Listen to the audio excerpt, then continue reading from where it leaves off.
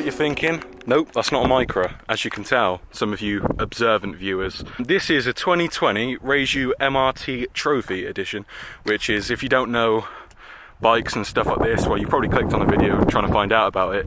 This is the top spec special edition, one of 1,000, well, not one, but it's 197.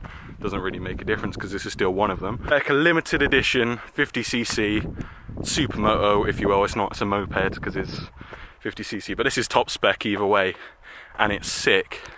So I'm just making a video running over some of the little parts of the bike, explaining if it's any good to buy, if you should buy it, and letting you have a look at it, because there are not very many videos of this model actually about, because it is new of September.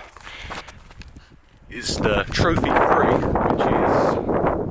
which is the newest one, obviously, and I'm one of the first people to actually have one, and I've had it for a while now. I've had it for about a month.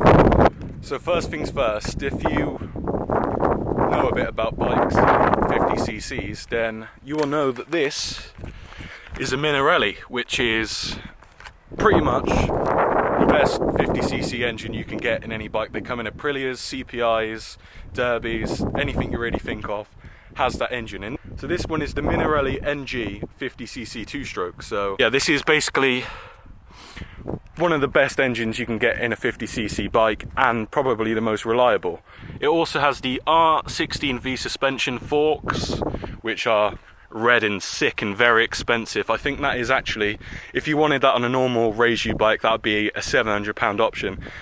It just goes well with everything else that's red, so why wouldn't you have it?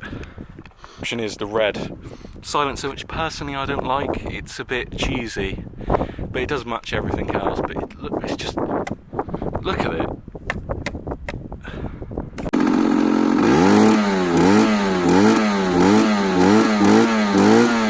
Even though this is top spec model and the best you can get, it doesn't really have all the good little bits like electric start, lock-in fuel cap. It doesn't have the cool red bars on it, but these are, I think, special bars to this bike, which is still cool, but it's not quite the red bars, is it? You can lock the steering, pretty much like any normal bike really, and that doesn't come on until you start the bike. I was explained why, but I can't really remember and can't be bothered to remember. So that's that, and yeah, kickstart, which is a pain in the ass if you want to keep your shoes clean and not get damaged on it, because these are pretty spiky. They're like shoe colours, so as you can tell I'm wearing my boots on this.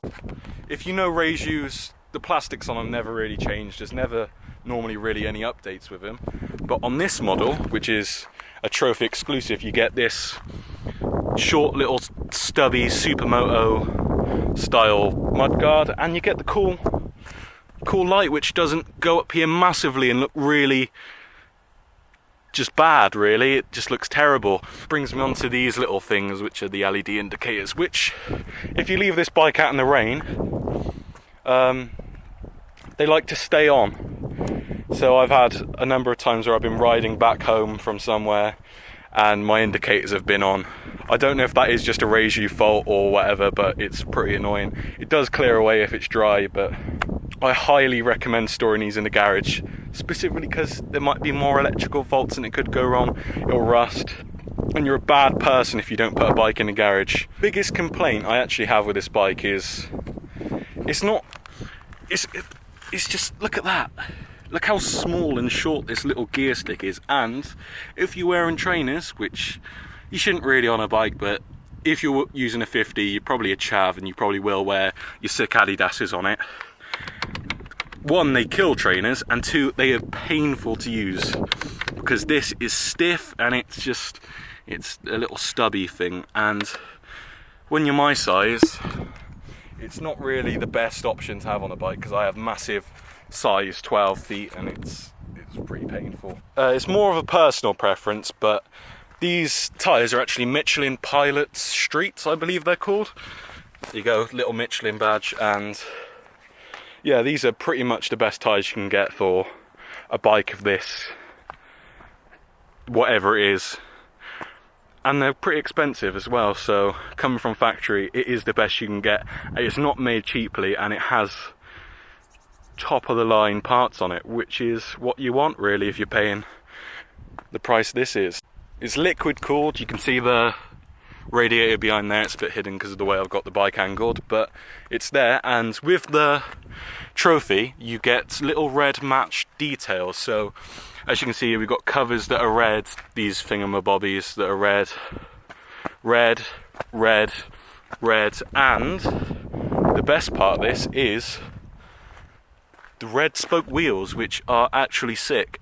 Another thing the Trophy has compared to the standard Rieju 50 is it has nice upgraded disc brakes if you want to do a mad stoppy. As for fuel, it's quite a small tank, but as it is a 50, there isn't really a problem with filling up. But one thing to take into account is two strokes, especially these Minarellis. They do not like to be run on standard unleaded, or is it E5? Yeah, E5. So I always fill this up with Supreme. I've been told to by the dealer, obviously, and it is always recommended for these bikes. Another thing that I need to mention on here, because this is part of usage, is that is the oil tank there. It does need two-stroke oil, as does pretty much any two-stroke. Personally, I use, I think it's called Yami Lube, which is for Yamaha engines. That is a Yamaha engine. And it's about £9 a bottle, and it is the best you can get really, and you can get that from any Yamaha bike dealer, or if you can't find that, Halford's Castrol 2-stroke performance oil. Not top spec, but it is good. I know there's one guy on here that said if you're buying this bike, you're best getting it de-restricted, and he is right to a certain extent. If you're riding this bike through fields and trying to rag it about, then by all means get it de-restricted, but if you're looking for something that's reliable, can get you around and look sick, then leave it as it is, because this bike is not worth messing about with. It is perfect from factory. If you want to mess about with it, then get all the custom parts in it, because you can get custom orders from Rieju and they will specify your needs. And you can get this bike without the stickers on. You can basically do anything to them. There's so many combinations for these bikes that even if you don't like how this one looks, there will be one that will suit your needs. Just seen a horse coming this way as well, so I wanted to speed this up a bit. Hopefully I've answered pretty much any question to do with the bike, but if there is something you want answered, I'll do my best to look through the comments and help anyone out. For watching, please subscribe. I'm so close to 1,000 subscribers, and as soon as I get that, I can get monetized. It'll make making videos a little bit better. And yeah, give a thumbs up. Here's your little burnout.